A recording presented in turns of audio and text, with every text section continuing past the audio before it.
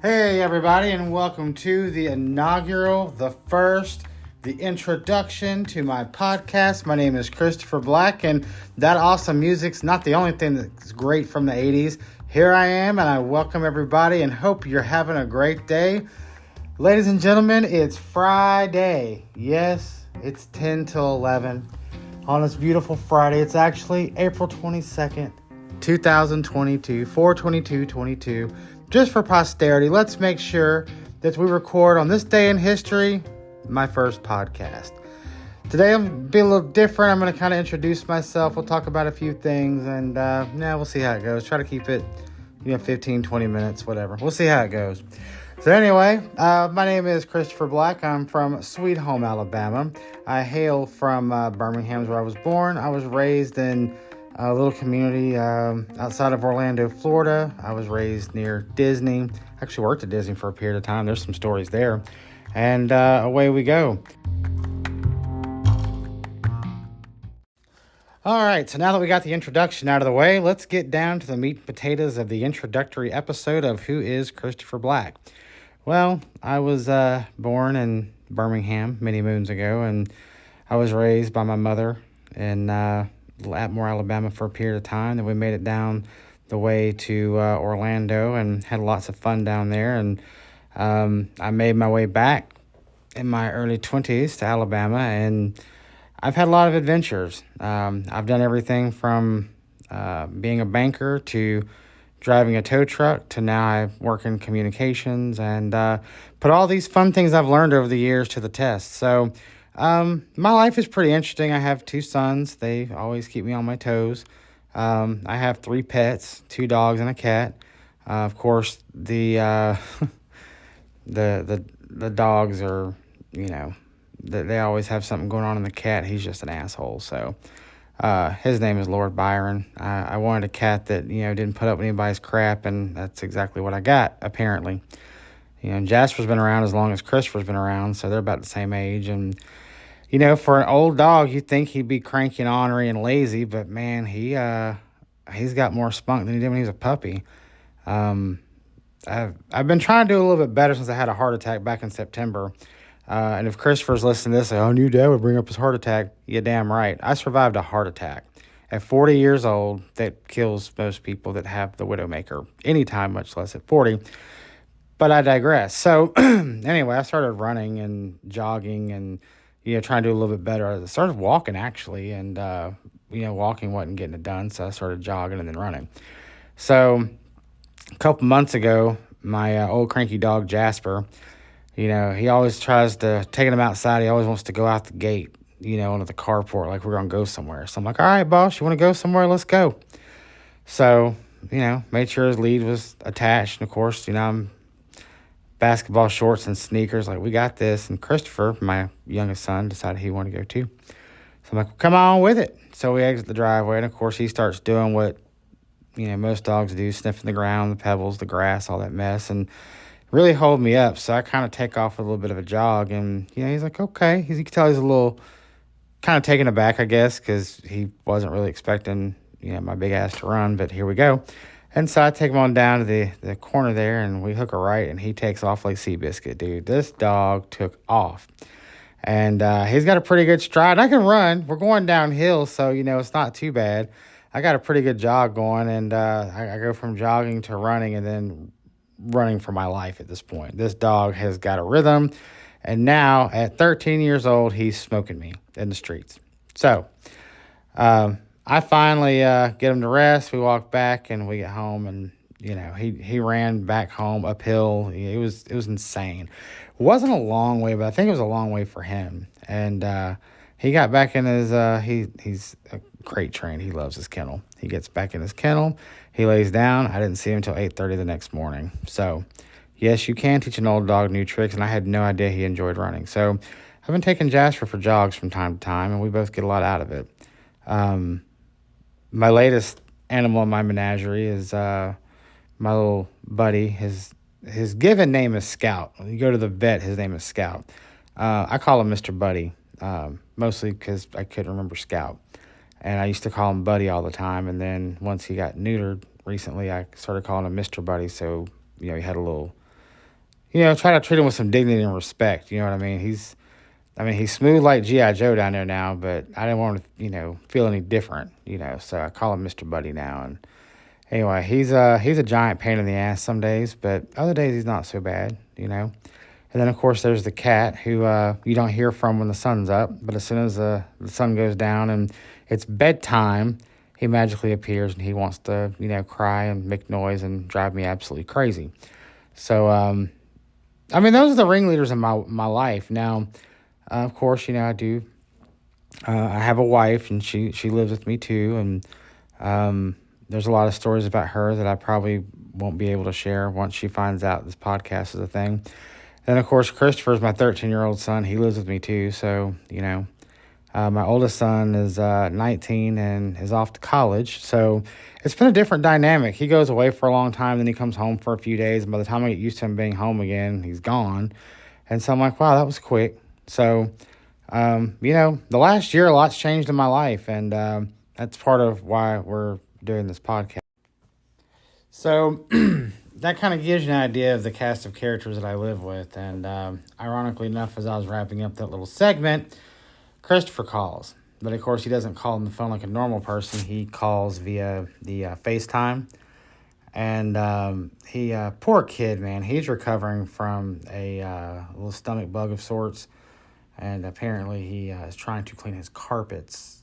And the carpet scrubber is something that he's familiar with, but he doesn't really use. So he was like, Dad, I got all this. How am I supposed to make it work?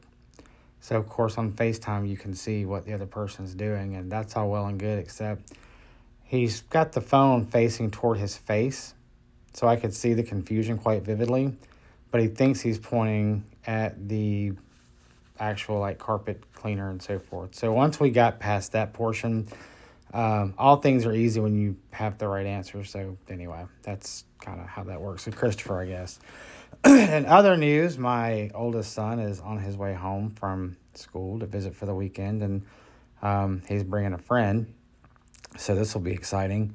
I've met this kid before. He's a cool kid. I like him. They're roommates, and in college you kind of have to learn to get along with people that you may not be used to dealing with in life. And I think that's one of the most important things that we have to teach our kids is acceptance is one thing, but getting along is something completely different. I can accept some people for who they are, but you have to get along with everybody, especially when you live in such close quarters. So I think college is taught him a whole lot of things in his life.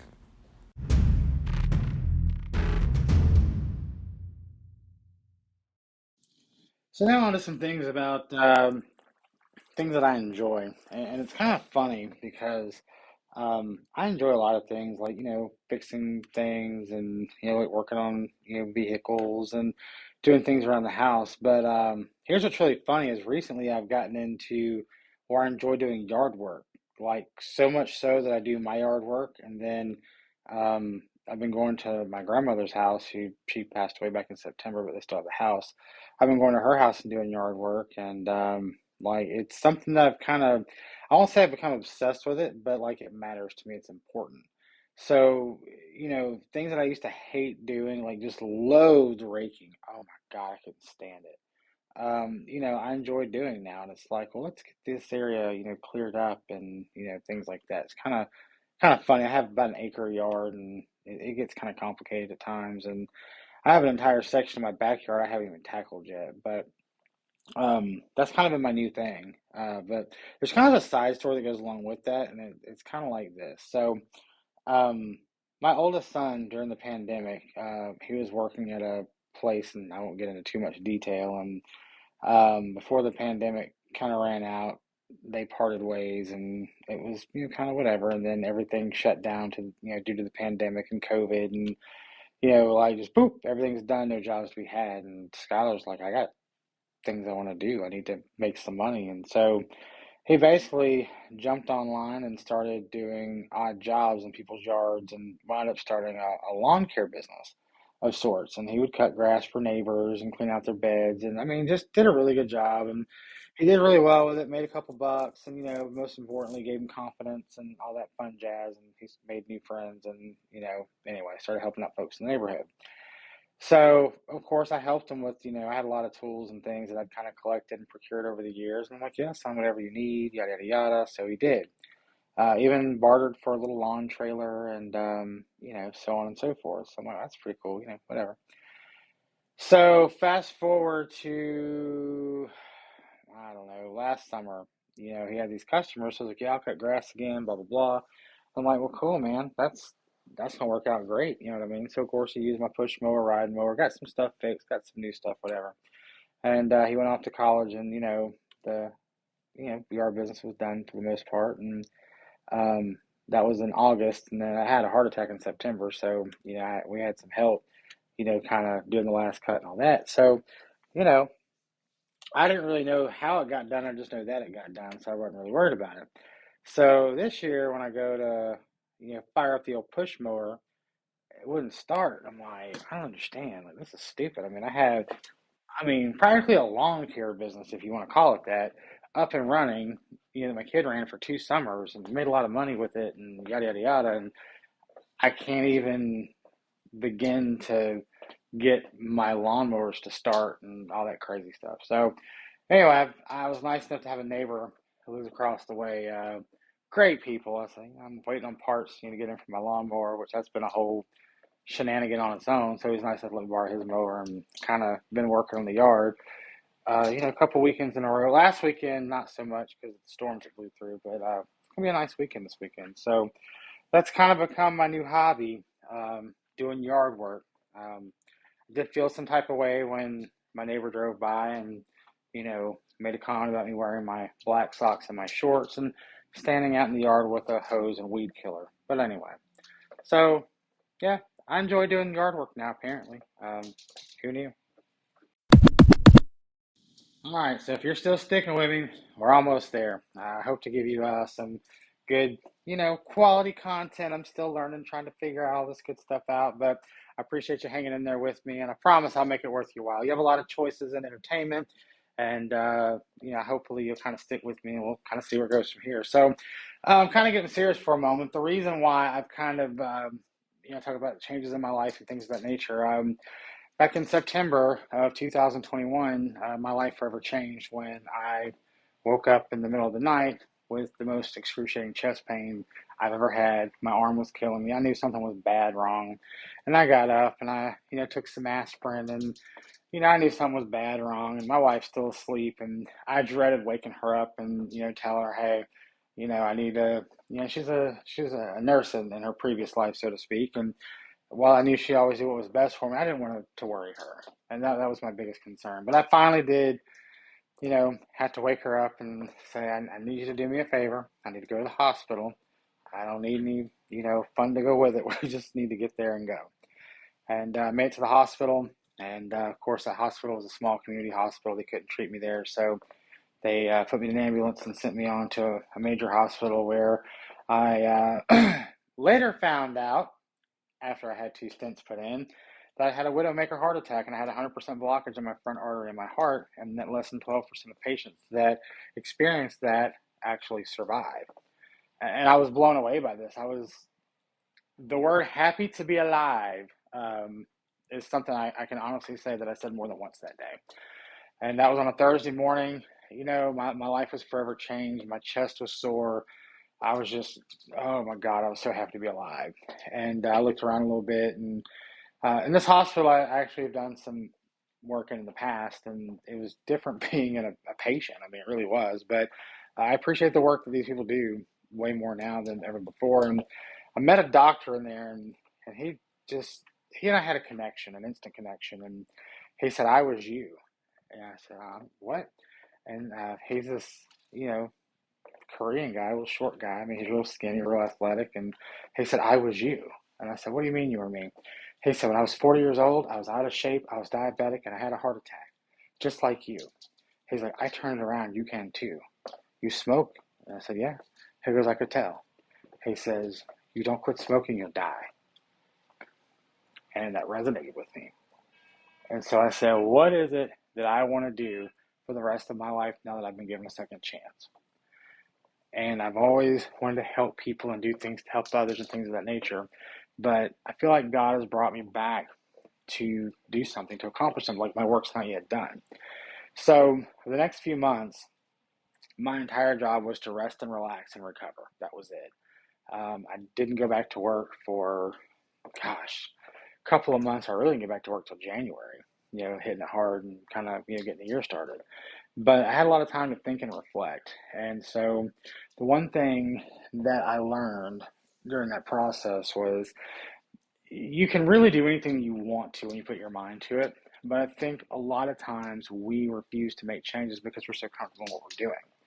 The fact of the matter is, I ate like crap for years.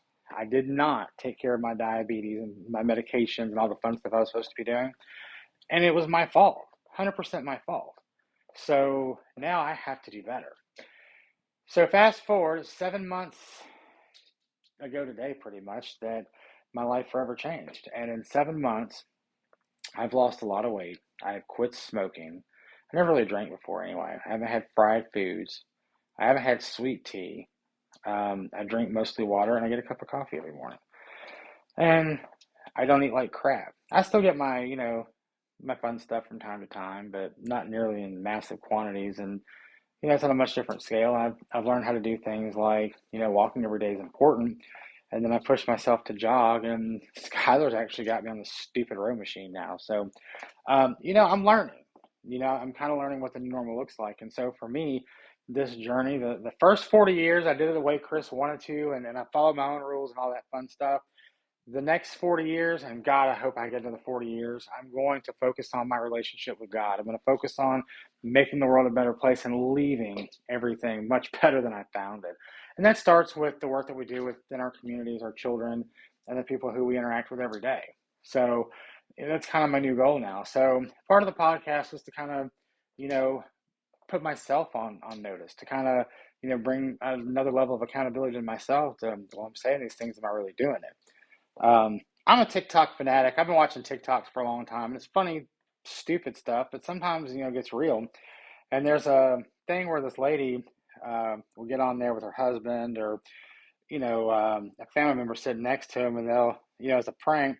Oh, so how I stay so healthy is I get up at 5 o'clock in the morning and I go for a 3 mile run and, crap like that. And of course, the spouse is like, no, the hell you don't. Like, we know what you do, and that ain't it. So, um, this is kind of like if I go on Facebook and say, I'm gonna quit smoking, I know that however many people I'm friends with on Facebook are gonna hold me accountable. And that's like with this podcast. If I say something like, my goal is to lose, 10 pounds, and I know that all three people that are listening, or however many, are going to say, well, he said he's going to lose 10 pounds and he just never did it. And, that makes me like a liar. I'm many things, but a liar I am not. So, and if I have something that I can share with people that, touches, close to their heart or something that they're like, wow, I've been there too, then maybe there are people out there that will understand I'm not alone. One thing that I found out during my heart attack recovery was there's not a lot of 40-year-olds that are out there recovering from heart attacks.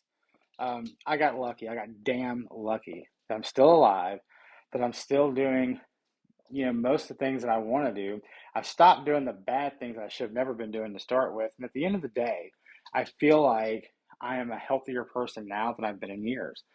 I feel better, Am I tired? Yeah, because I'm still kind of recovering. But I feel like I'm in the best position I can be being 40 years old and being a recovering heart attack patient. And yes, it's still been 7 months since I've had a cigarette, and that is the one thing that I thought I would battle with the most. But as the days go on, I'm not going to say it gets easier, but it's less hard. There's less focus on it. It's more of what can I do for, you know, other things than focusing on that. And by the way, when you quit smoking, you regain a whole bunch of time, like 3 hours out of your day. I mean, it's crazy how much time I gained back. And so I have to make it a point to get up and go outside or, to do certain things, because there's certain things I do when I smoked and I don't smoke anymore. So that's kind of, you know, the, uh, the turning point in my life. And, that's kind of my line in the sand, so to speak. It's definitely a marker. Uh, you know, that night in September changed my life forevermore. And I look forward to continuing this journey, on for many years, as long as the Lord will have me. So, and I hopefully you'll join me on that journey as well.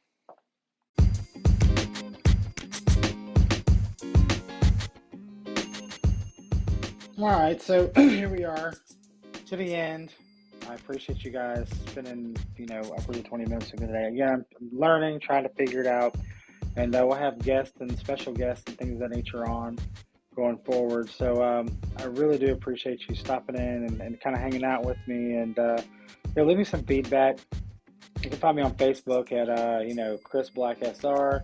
Also on social media across the board. Just look up Christopher Black, and you should be able to find me, and probably me and my smiling dog, Mr. Buddy. So thanks again, everybody. I really do appreciate you sticking through the first one, and I look forward to cranking out some more good content for you guys. And like and subscribe, and tell your friends. Thank you so much. You everyone have a great day.